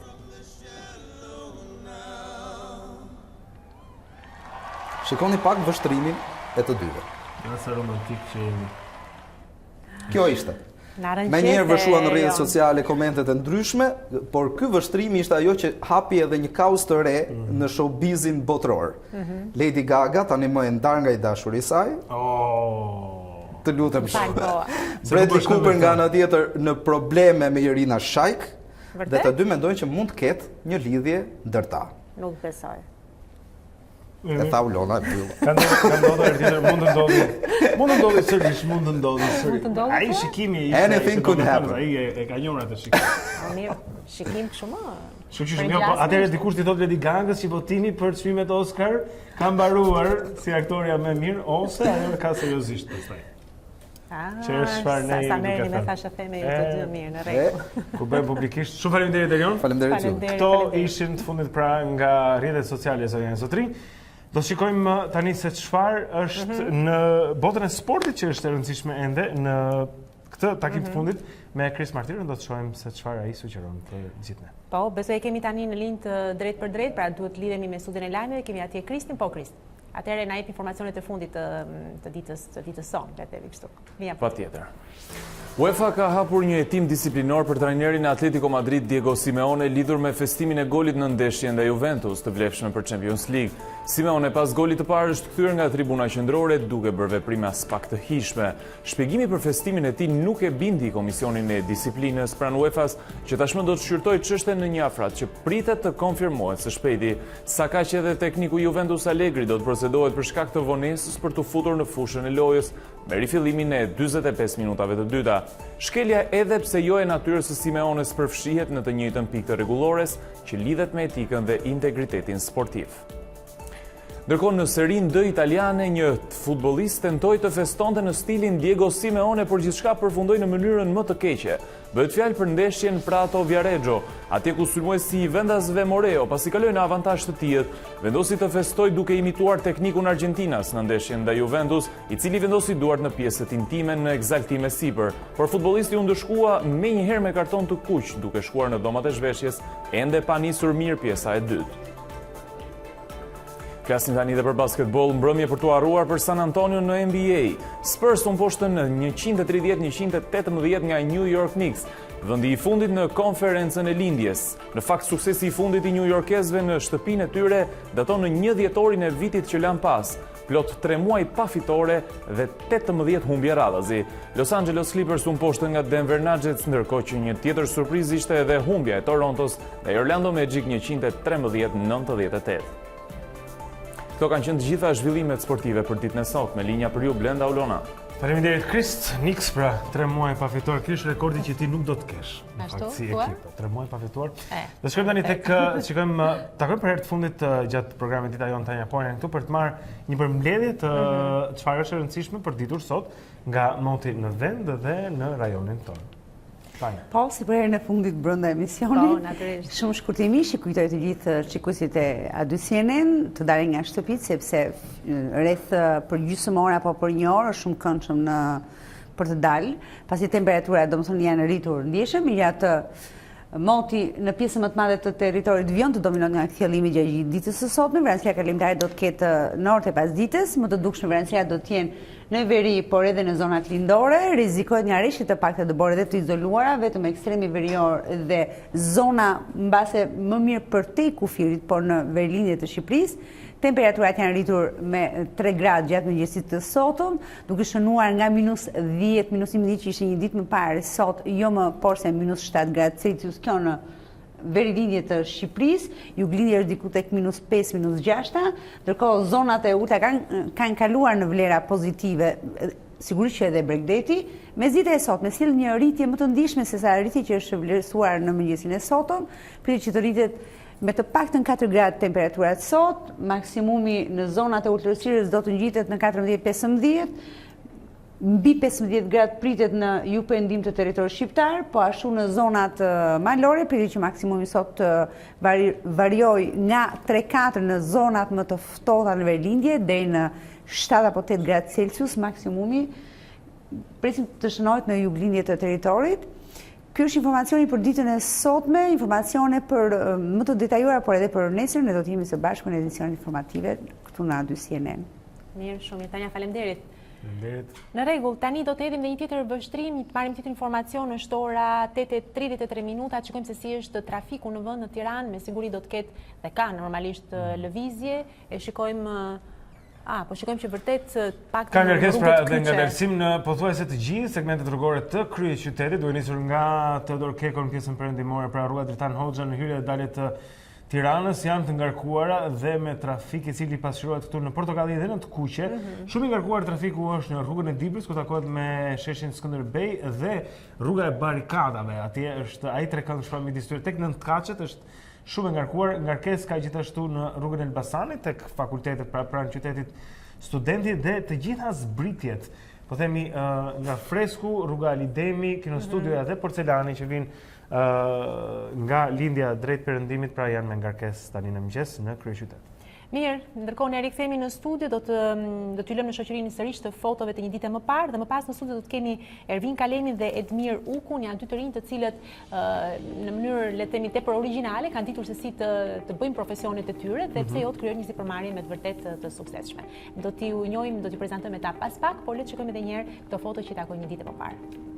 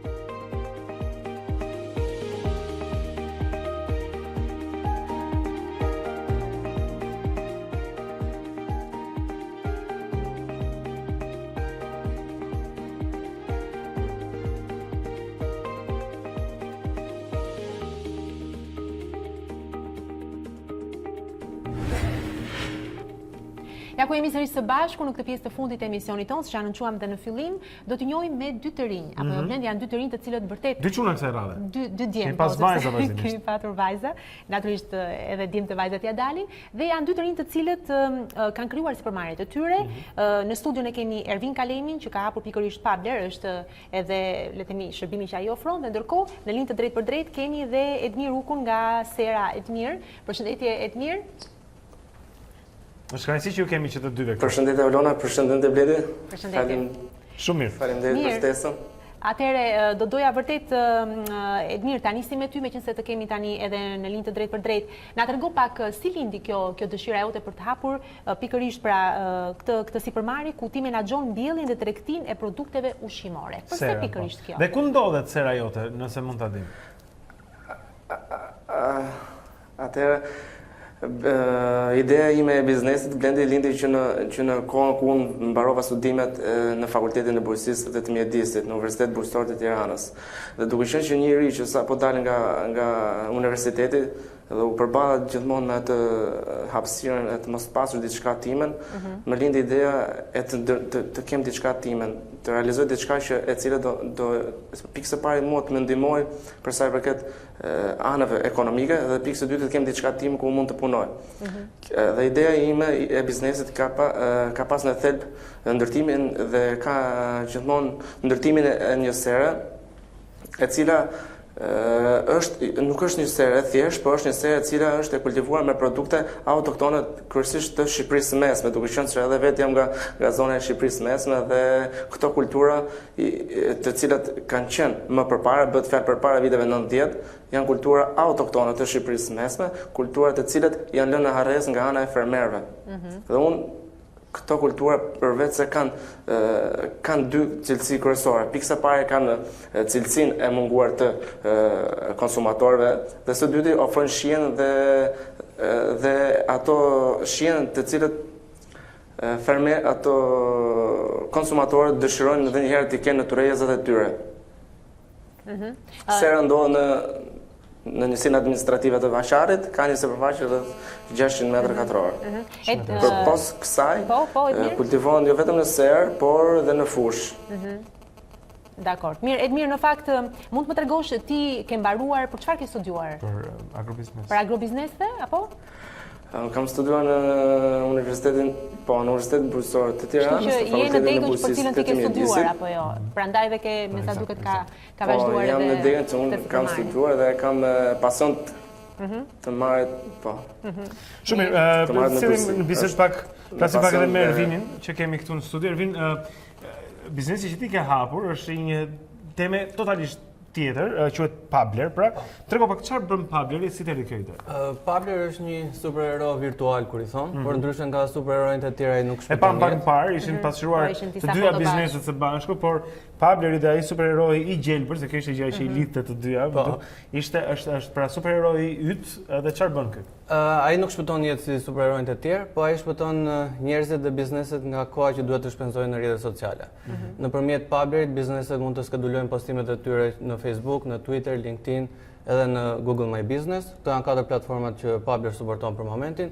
Përveç skedulimit, domethënë të njëjtin postim ata mund ta shpërndajnë njëkohësisht në të gjitha këto rrjete sociale, pa qenë nevoja që të hyjnë në secilin rrjet social. Ka shumë njerëz që na kuptojnë në këto momente, sepse janë duke mbajtur bizneset e tyre, kanë dyqanet e tyre dhe janë Instagram, Facebook, janë edhe në rrjete të tjera, njëkohësisht dhe duhet bëjnë 4-5 herë të njëjtin postim për secilin dhe pastaj duhet postosh 3-4 herë në ditë në mënyrë që të mbash një audiencë. Pabler është një aplikacion që bën këtë për ty? Është një aplikacion, po. Pavarësisht domethënë se reklamohet si superhero, është një aplikacion. Është për momentin nuk është në Android ose në iOS. Thjesht mjafton që të shkosh tek websajti pabler.me, mund të logohesh me email, password ose me rrjetin tënd të preferuar social. Mund të shtosh pastaj cilën faqe në Facebook ose Twitter do të shtosh tek Pabler, mund pastaj të skedulosh postimet. Përveç skedulimeve, mund të shikosh edhe analitikën, domethënë mund të shikosh se si kanë ecur rrjetet e tua sociale nga një vend. Domethënë mund të shikosh sa veta pëlqejnë faqen tënde, sa veta kanë parë postimin tënd në Twitter e kështu me radhë. Si ka rezultuar deri tani? Ka qenë me ulje ngritje si çdo biznes kur i thon. Kam 3 vjet që po merrem full time me këtë. Viti i parë ishte shumë i mirë, viti i dytë nuk ishte aq i mirë për shkak se për shkak të skandaleve të Facebookut, kjo ishte vjet. Edhe vjet pa bler funksiononte vetëm për Facebook. Edhe pas atyre skandaleve, domethënë ne gati humbëm gjysmën e klientëve që kishim me pagesë, po. Sepse njerëzit nuk donin të reklamonin më në Facebook?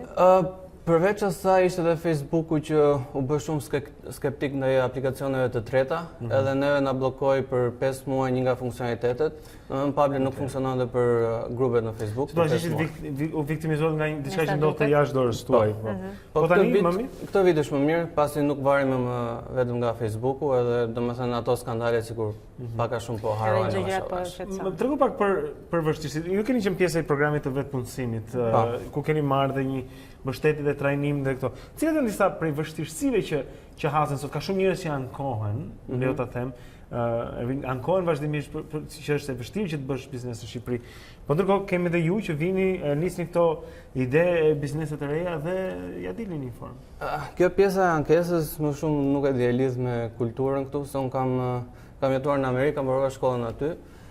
Punova 3 vjet dhe pastaj vendosa të lërë gjithçka, edhe ndoj për të ndjekur ëndrrën time amerikane këtu në Shqipëri. Edhe pse kam 4 vjet që jam kthyer, vazhdojnë njerëzit të më pyesin që pse u ktheve. Nuk të thot njeri që bravo për gëzime për çfarë po vazhdoj, mund ta garantoj unë edhe më vonë.